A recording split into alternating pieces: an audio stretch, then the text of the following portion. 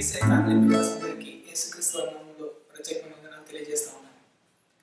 నేనే గనుక సాతాన్ని అయితే నేను చేసే మొట్టమొదటి పని క్రైస్తవుల్ని లేఖనాలు చదవకుండా చేయడమే అన్నాడు జేఐ పాకర్. సో నిజంగా అవును, క్రైస్తవ జీవితంలో దేవుని వాక్యాన్ని చదవడం, దేవుని వాక్యం పట్ల ప్రత్యేకమైన శ్రద్ధ కలిగి ఉండడం, దాని మీద అధ్యయనం చేయడం, అంతేకాకుండా దేవుని వాక్యాన్ని మన జీవితాలకి అన్వయించుకోవడం ఎంతో ప్రముఖమైన విషయం అని మనందరికీ తెలుసు. దేవుని వాక్యాన్ని చదవాలి అనుకున్నప్పుడు సో ఏ విధంగా చదవాలి అనే విషయాలు ఈ రోజు ఈ సెషన్ లో మనం చూడబోతున్నాం. అంతకుముందు సెషన్స్ లో సో ఇండక్టివ్ బైబిల్ స్టడీ అంటే ఏంటో అనే విషయాన్ని చాలా స్పష్టంగా మనం చూసాం.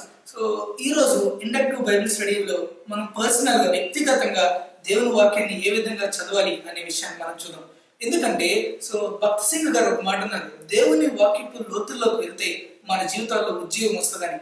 దేవుని వాక్యపు లోతుల్లోకి వెళ్తే మన జీవితంలోకి ఉద్యోగం వస్తుందని. కాబట్టి దేవుని వాక్యపు లోతుల్లోకి వెళ్ళడానికి ఈ వ్యక్తిగత బైబిల్ పరిశీలన మనకు ఎంతో ఉపయోగపడుతుంది. సో వ్యక్తిగత పరిశీలన బైబిల్ పఠన అంటే ఏంటి అనే విషయం మనం చూస్తే కనుక ఒక నిర్ణీత పాఠ్యభాగాన్ని దేవుని వాక్యం నుండి తీసుకుని దానిని చదివి అధ్యయనం చేసి అందులోని సత్యాలను వెలికితీసి వాటిని వ్యక్తిగత జీవితానికి అన్వయించుకోవడాన్ని వ్యక్తిగత బైబిల్ పఠన అని అంటాం. ఒక నిర్ణీత భాగాన్ని ఎంచుకోవడం మనం ఇందులో చేసే మొట్టమొదటి భాగం. దాన్ని పదే పదే చదువుతాము, అధ్యయనం చేస్తాము, అందులో ఉండే సత్యాన్ని మన జీవితాలకి అప్లై చేసుకుంటాం. సో ఈ వ్యక్తిగత బైబిల్ పఠనకి రెండు పద్ధతులు మనం చూసాం. ఒకటి డిడక్టివ్ మెథడ్, నిగమన పద్ధతి అంటారు. రెండవది ఇండక్టివ్ మెథడ్, ఆగమన పద్ధతి అనే విషయాన్ని. సో మన ఇండక్టివ్ మెథడ్ మన పరిశీలనకు, మన వ్యక్తిగత అధ్యయనానికి ఎంతో ఉపయోగకరంగా ఉంటుందనే విషయాన్ని మనం ఆల్రెడీ చూసాం. సో ఇండక్టివ్ బైబిల్ స్టడీలో 3 స్థాయిలు మనకు ఉంటాయి. 3 స్టెప్స్ చాలా ప్రత్యేకమైనవి. ఒకటి అబ్జర్వేషన్, రెండవది ఇంటర్ప్రిటేషన్, మూడవది అప్లికేషన్. సో పరిశీలన, భాష్యం, అన్వయం, ఈ 3 చాలా ప్రముఖమైన స్థాయిలుగా మనం ఐబిఎస్ లో చూస్తాం. ఈ రోజు ప్రత్యేకంగా అబ్జర్వేషన్, పరిశీలన దాని గురించి అనే విషయం గురించి మనం చూడడానికి ప్రయత్నిద్దాం. సో ఒక విషయాన్ని అర్థం చేసుకోవాలన్నా, ఒక విషయాన్ని మన జీవితానికి ఆకలింపు చేసుకోవాలన్నా దానిని సుశీలంగా పరిశీలించడం అనేది ఎంతో ఎంతో ప్రాముఖ్యమైన విషయంగా మనం చూస్తాం. ఈ 3 స్థాయిలలో అబ్జర్వేషన్ చాలా ప్రముఖమైన స్థాయి. ఎందుకంటే good observation leads to good interpretation, good interpretation leads to good application. కాబట్టి ఈ అబ్జర్వేషన్ అనేది మిగిలిన 2 స్థాయిల మీద చాలా ప్రముఖమైన ఇంపాక్ట్ చూపిస్తుంది. కాబట్టి సరైన రీతిలో అబ్జర్వ్ చేయడం అనేది మనం చాలా చాలా ఇంపార్టెంట్. అబ్జర్వేషన్ లో ఒక ప్యాసేజ్ గురించి మనం ఏమనుకుంటున్నాం, లేదా మన ఆలోచనలు ఏంటి, మన తలంపులు ఏంటి అనే దానికంటే ఆ ప్యాసేజ్ ఏం తెలియజేస్తుంది అనేది చాలా ఇంపార్టెంట్. కాబట్టి పాఠ్యాంశం ఏం చెప్తుంది అనేది పరిశీలించడమే అబ్జర్వేషన్ లో మొదటి అంశం. పాఠ్యాంశం ఏం చెప్తుంది అనే విషయం మనకు తెలియాలంటే దాన్ని పదే పదే చూడాలి, పదే పదే చదవాలి, పదే పదే ప్రశ్నలు అడగాలి. సో అబ్జర్వేషన్ చేసినప్పుడు ఒక మంచి గుడ్ రీడర్ గా మనం ఉండాలి, ఒక మంచి గుడ్ డిటెక్టివ్ గా మనం ఉండాలి. మీరు డిటెక్టివ్స్ ని చూసే ఉంటారు, వాళ్ళు ఎప్పుడు ఫ్యాక్ట్స్ గురించి అధ్యయనం చేస్తారు. ప్రతి చిన్న క్లూను కూడా వదిలిపెట్టకుండా వాస్తవాన్ని కలెక్ట్ చేస్తూ ఉంటారు. ఆ విధంగా డిటెక్టివ్స్ లాగా మనం పనిచేయవలసిన అవసరం ఉంది. కాబట్టి ఫ్యాక్ట్స్ గ్యాదర్ చేయవలసిన అవసరం ఉంది. అబ్జర్వేషన్ లో మొట్టమొదటి చేయడం ఏంటంటే మనం సెలెక్ట్ చేసుకున్న ప్యాసేజ్ లో ఏమేమి వాస్తవాలు ఉన్నాయి, ఏమేమి రాయబడి ఉన్నాయి, ఏమి రాయబడలేదు అనే విషయాన్ని కూలంకషంగా అధ్యయనం చేయవలసిన అవసరం ఉంటుంది. కాబట్టి ఫ్యాక్ట్స్ ని గుర్తించడం ఒక ఎత్తు అయితే, గుర్తించిన ఫ్యాక్ట్స్ ని రాసుకోవడం మరొక స్థాయి. సో ఈ 2 మనం తప్పకుండా చేయాలి. ఫ్యాక్ట్స్ ని గుర్తించాలి, ఫ్యాక్ట్స్ ని రాసుకోవాలి. మనం ఫ్యాక్ట్స్ ని గుర్తించాలి, రాసుకోవాలంటే వాటిని కూలంకషంగా అధ్యయనం చేయాలి. అందుకనే సముద్రపు పైన వెతికితే చిప్పలు దొరుకుతాయి అన్నాడు ఒక ఆయన. సో ముత్యాలు దొరకాలంటే లోతుకి వెళ్ళి వెతకాలి. సముద్రపు లోతుకి వెళితే నిజంగా ముత్యాలు దొరుకుతాయి. దేవుని వాక్యపు లోతులకి వెళితే సో నిజమైన వాస్తవాలు మనకు తెలుస్తాయి. సో వాస్తవాలను తెలుసుకోవడానికి ఈ ఫ్యాక్ట్ ఫైండింగ్ క్వశ్చన్స్ మనకు ఎంతో సహాయకరంగా ఉంటాయి. సో ఫ్యాక్ట్ ఫైండింగ్ క్వశ్చన్స్ మనందరికీ తెలుసు. సో ఈ క్వశ్చన్స్ సెలెక్ట్ చేసిన ప్యాసేజ్ కి మనం అడిగి చూడాలి. ఈ ప్యాసేజ్ లో ఎవరున్నారు, ఏమిటి, ఎక్కడ, ఎప్పుడు, ఎందుకు, ఎలా, ఇలాంటి విషయాన్ని అడగాలి. మొట్టమొదటిగా మనం చూసినట్లయితే ఈ ప్యాసేజ్ లో ఎవరు ఉన్నారు అనేది చాలా ప్రముఖమైన అంశం. సో ఎవరు, రచయిత ఎవరు, ఈ ఈ ఈ ప్యాసేజ్ రాసిన రచయిత, గ్రంథకర్త ఎవరు అనే విషయాన్ని మనం చూడాలి. ఎవరికి ఈ ఈ ప్యాసేజ్ రాయబడింది అనేది చాలా ఇంపార్టెంట్.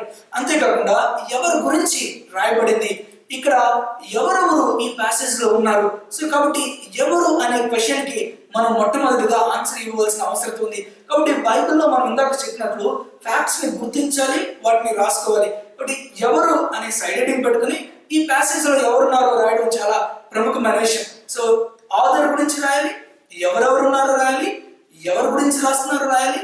అంతేకాకుండా ఈ ప్యాసేజ్ లో ఎవరైనా ఇన్వాల్వ్ అయితే వాళ్ళందరి గురించి మనం నోట్ డౌన్ చేసుకోవాల్సిన అవసరం ఉంది. ఎవరు చూసిన తర్వాత ఏమిటి అనేది చూడాలి.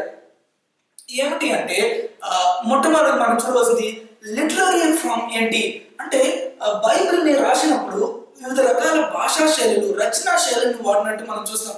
బైబిల్ అంతా ఒకే శైలిలో లేదు, రకరకాల రచనా శైలులు, వివిధ సాహిత్యాన్ని అందులో వాడినట్టు మనం చూస్తాం. కొన్ని మనకి హిస్టరీ బైబిల్లో ఉంది, నారేటివ్స్ బైబిల్లో ఉన్నాయి, పొయిట్రీ బైబిల్లో ఉంది, ఇంకా చూస్తే ప్రొఫెసీ బైబిల్లో ఉంది, అపోలిటికల్ స్టడీస్ బైబిల్లో ఉంది. ఇవి వేరు వేరు రచనా పద్ధతులు.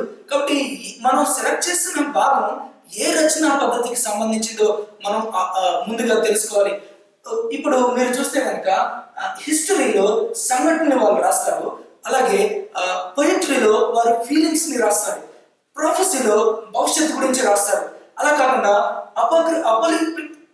దాంట్లో భవిష్యత్తుకు సంబంధించిన విషయాల్ని కొన్ని సింబల్స్ వాడుతూ రాస్తారు. కాబట్టి మనం చదివే ప్యాసేజ్ ఏ సాహిత్య విభాగానికి చెందింది అనే విషయాన్ని మనం మొట్టమొదటి చూడాలి. రెండవది రిపీటెడ్ వర్డ్స్, మళ్ళీ మళ్ళీ వచ్చే పదాలు ఏమున్నాయి. సాధారణంగా మళ్ళీ మళ్ళీ చెప్పే పదం ప్రముఖమైన పదంగా మనం చూస్తాం. కాబట్టి రిపీటెడ్ వర్డ్స్ ఏమున్నాయి.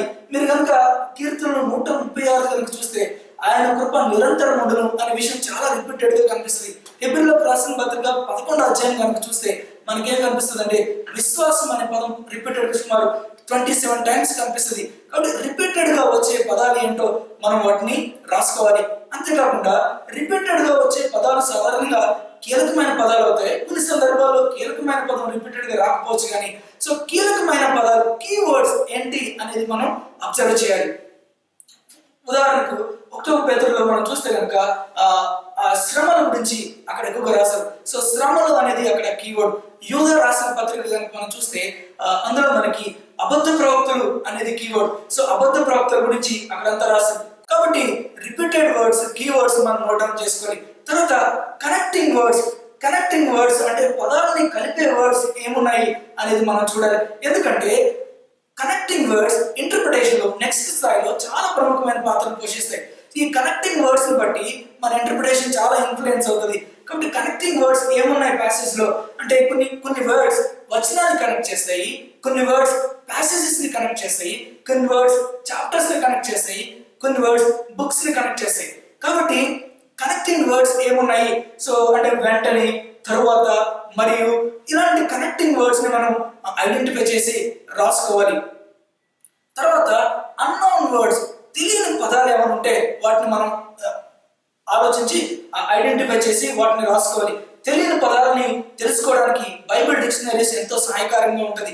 కాబట్టి మనం ఎప్పుడైనా 2 లాంగ్వేజెస్ లో కనుక బైబిల్ని చదివితే సో తెలియని వర్డ్స్ కి చాలా మీనింగ్స్ మనకు తెలిస్తే, కొన్ని వర్డ్స్ కి తప్పకుండా డిక్షనరీ చూడవలసిన అవసరం ఉంటుంది. కొన్నిసార్లు పస్కా అంటే ఏంటో మనకు తెలియకపోవచ్చు, కొన్నిసార్లు విమోచన అనే పదం కొత్తగా ఉండొచ్చు, కొన్నిసార్లు దహన బలి మనకి కొత్తగా అనిపించవచ్చు. కాబట్టి తెలియని పదాలు ఏముంటే వాటిని రాసుకుని వాటి అర్థాల గురించి డిక్షనరీస్ లో వెతకడం ఎంతో సహకారంగా ఉంటుంది. అంతేకాకుండా నెక్స్ట్ కనుక మనం చూస్తే కంపారిజన్, పోలికలు లేదా భేదాలు ఏమున్నాయో చూడాలి. పోలికలు అంటే ఒకే పోలికలో ఉన్న రెండింటితో కంపేర్ చేయడం చాలాసార్లు బైబిల్లో మనం చూస్తూ ఉంటాం. అంతేకాకుండా చాలా విషయాలు బైబిల్లో కంపారిజన్ గా చెప్పబడినవి. సో యెహోవా నా కాపరి అన్నాడు అంటే యెహోవా నాకు కాపరి లాంటి వాడు అని, నేను ద్రాక్షవల్లిని అన్నాడు, మీరు నా తండ్రి వ్యవసాయకుడు, మీరు తీగలు, ఇవన్నీ కూడా కంపారిజన్ లోకి వస్తాయి. ఇలాంటి కంపారిజన్ చేసినప్పుడు సో కంపారిజన్ అనేది చాలా చాలా ఇంపార్టెంట్. సో మనం సైనికుల వలె అన్నప్పుడు సైనికులకు ఉండే లక్షణాలు మనం అలవాటు చేసుకోవాలని అనే అర్థాన్ని ఇస్తుంది. కాబట్టి కంపారిజన్ అనేది చాలా ప్రముఖమైనది, వాటిని మనం గుర్తించాలి. రెండవది తర్వాతది ఫిగరేటివ్ ఎక్స్ప్రెసెస్, అలంకార శైలి. అంటే సత్యాన్ని ఉన్నట్టు కాక అలంకార రూపంలో చెప్పడం జరుగుతుంది. సో అది అక్షరార్థమే నిజం కాదు, కానీ అది ఆలోచన అర్థమై వాస్తవానికి అది నిజమే అనే విషయాన్ని మనం గుర్తించాలి. సో మనం చూసినట్లు ఫిగరేటివ్ ఎక్స్ప్రెషన్ లో యెహోవా నా కాపరి అన్నప్పుడు, సో ఒక కాపరి తన గొర్రెల్ని ఏ విధంగా కేర్ తీసుకుంటాడో దేవుడు మన పట్ల ఆ కేర్ చేసుకుంటాడనే వాస్తవం అందులో ఉన్నదనే విషయాన్ని మనం గుర్తించాలి. సాధారణంగా మన లోకల్ లాంగ్వేజెస్ లో కూడా ఈ ఫిగరేటివ్ ఎక్స్ప్రెషన్స్ ఎక్కువగా ఉపయోగిస్తూ ఉంటాం. రీసెంట్ గా USA వాళ్ళు ఉపయోగించిన ఆ నీవే సీడీ వినాలంటే ఆ సీడీ అంటే నా చెవులు కోసుకుంటాను అని చాలా మంది చెప్తారు. చెవులు కోసుకుంటాం అంటే చెవులు కోసుకుంటాం అని కాదు, కానీ అదంటే చాలా ఇష్టం అనేది దాన్ని ఫిగరేటివ్ ఎక్స్ప్రెషన్ అని మనం చెప్తూ ఉంటాం. అంతేకాకుండా గ్రామర్ ఎలిమెంట్స్ ఏమైనా ఉన్నాయో చూడాలి. అంటే వ్యాకరణకి సంబంధించిన అంశాలు ఏమున్నాయో చూడాలి. అంటే వ్యాకరణలో టెన్సెస్ చాలా ప్రముఖమైన అంశం. టెన్సెస్ మనం జాగ్రత్తగా చూడాలి. అది present tense, past tense, future tense. తెలుగులో మనకి 3 టెన్సెస్ ఉన్నాయి, కానీ ఇంగ్లీష్ లో చాలా ఉన్నట్టు కనిపిస్తాయి, 12 టెన్సెస్ కనిపిస్తాయి. కాబట్టి ఇది ఏ టెన్సెస్ కి సంబంధించిందో చూడాలి. దాన్ని బట్టి కూడా మన ఇంటర్ప్రిటేషన్ ఆధారపడి ఉంటుంది. కాబట్టి వాట్ అన్నప్పుడు ఈ విషయాలన్నీ మనం గుర్తించాలి. లిటరరీ ఫామ్ ఏంటి, రిపీటెడ్ వర్డ్స్ ఏమున్నాయి, కీ వర్డ్స్ ఏమున్నాయి, కనెక్టింగ్ వర్డ్స్ ఏమున్నాయి, అన్నోన్ వర్డ్స్ ఏమున్నాయి, కంపారిజన్ ఏమైనా ఉందా, ఫిగరేటివ్ ఎక్స్ప్రెషన్స్ ఏమైనా ఉన్నాయా, గ్రామటికల్ ఎలిమెంట్స్ ఏమైనా ఉన్నాయా, వీటికి సంబంధించిన వర్సెస్ అన్ని రాసుకొని మనం మన వర్క్ బుక్ లో రాసుకోవడం ఎంతో ఉపయోగం. అంతేకాకుండా ఈ ప్యాసెస్ లో మెయిన్ ఈవెంట్ ఏం జరుగుతుంది, main theme of the passes ఏంటి అనేది చాలా ఇంపార్టెంట్. ఈ ఎవరు అని చూసిన తర్వాత, ఏమిటి చూసిన తర్వాత, ఎక్కడ అనేది చాలా ప్రముఖమైనది. అంటే ఏదైనా ప్లేస్ రిలేటెడ్ వర్డ్స్ ఉన్నాయా ఈ ప్యాసేజ్ లో అనే విషయాన్ని చూస్తాం. ప్లేసెస్ కి సంబంధించిన, సంఘటన స్థలాలకు సంబంధించిన విషయాలు ఏమైనా ఉంటే చూస్తాం. సాధారణంగా ప్లేసెస్ గురించి మనం ఎక్కడైనా ఏదైనా ప్యాసేజ్ లో మనం ఐడెంటిఫై చేసినప్పుడు వాటిని బైబిల్ అట్లాస్ లో చూస్తే మనకి ఇంకొంత క్లారిటీ వస్తుంది. బైబిల్ మ్యాప్స్ లో, బైబిల్ అట్లాసెస్ లో ఆ ప్లేసెస్ ని గుర్తించడం, ఒక ప్లేస్ కి ఇంకొక ప్లేస్ కి మధ్యన దూరం ఎంత దూరం ఉండడం, సో ఇలాంటివి ఎంతో ఉపయోగకరంగా మనకు ఉంటాయి. కాబట్టి ఎక్కడ ఈ సన్నివేశం జరుగుతుంది, ఈ సంఘటన జరుగుతుంది అనేది చాలా ప్రముఖమైన క్వశ్చన్. అంతేకాకుండా ఎప్పుడు జరుగుతుంది, టైం రిలేటెడ్ వర్డ్స్ ఏమైనా ఉన్నాయో ఆ ప్యాసేజ్ లో మనం చూడాలి. టైం కి సంబంధించిన ఆ వర్డ్స్ అన్ని మనం రాసుకోవాలి. మేబీ కొన్ని సందర్భాల్లో నెలని అక్కడ రాయడం జరుగుతుంది, వారాన్ని రాయడం జరుగుతుంది, రోజుని రాయడం జరుగుతుంది, సంవత్సరాన్ని రాయడం జరుగుతుంది. సో టైం కి సంబంధించిన ఆ రిలేటెడ్ వర్డ్స్ ఏమున్నాయో వాటన్నిటిని మనం వర్క్ బుక్ లో రాసుకోవడం మంచిది. అంతేకాకుండా ఆ టైంలో ఏం జరిగింది అనేది మనం అక్కడ రాసుకోవాలి. అది ఎప్పుడు జరిగింది, అలాగే ఎప్పుడు అది రాయబడింది. సో టైం కి సంబంధించిన విషయాలన్నీ కూడా ఈ వెన్ అనే హెడ్డింగ్ కింద రాసుకోవడం మంచిది. సో తర్వాతగా ఎందుకు అనేది ప్రాముఖ్యంగా మనం గుర్తుపెట్టుకోవాల్సింది. ఆథర్ యొక్క ఇంటెన్షన్ ఏంటి, ఏ ఉద్దేశంతో ఆథర్ ఈ విషయాన్ని రాస్తా ఉన్నాడు, ఆథర్ యొక్క ఇంటెన్షన్ ఏంటి, సో రచయిత ఉద్దేశం ఏంటి.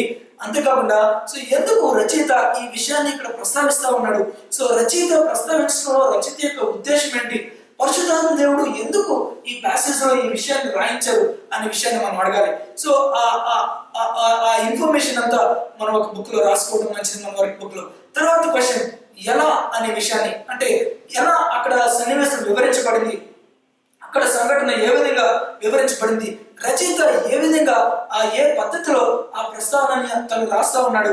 అంతేకాకుండా ఆ ప్యాసేజ్ లో వ్యక్తులు ఎలా బిహేవ్ చేస్తా ఉన్నారు, ఏ విధంగా సన్నివేశం జరుగుతూ ఉంది, ఎవరు ఇన్వాల్వ్ అవుతూ ఉన్నారు, సో ప్రజలు అక్కడ ఉన్న ప్రజలు ఎలా స్పందిస్తూ ఉన్నారు అనే విషయాన్ని మనం చూడవలసిన అవసరం ఉంటుంది. సో కాబట్టి ఈ 6 క్వశ్చన్స్, ఈ 6 ఫ్యాక్ట్ ఫైండింగ్ క్వశ్చన్స్ కి మనం ఆన్సర్ రాబడితే కనుక అబ్జర్వేషన్ లో చాలా వరకు మనం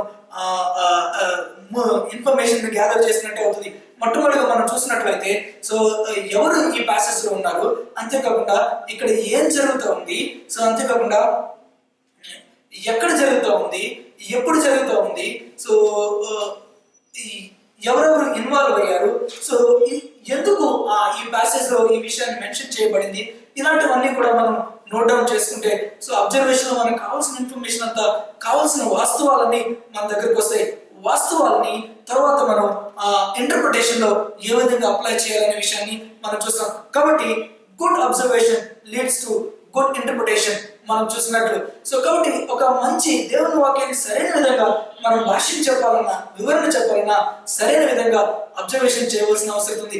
కాబట్టి ఒక భక్తుడు అన్నాడు, సో అబ్జర్వేషన్ పీబీఎస్ లో సుమారు 80% పార్ట్ని అది అప్లై చేస్తుంది అనే విషయాన్ని. కాబట్టి సరైన అబ్జర్వేషన్ కనుక మనం చేస్తే సరైన ఇంటర్ప్రిటేషన్ మనం చేయగలం. సరైన ఇంటర్ప్రిటేషన్ ఎలా చేయగలం అనే విషయాన్ని రాబోయే సెషన్లో మనం తెలుసుకోబోతా ఉన్నాం. Thank you.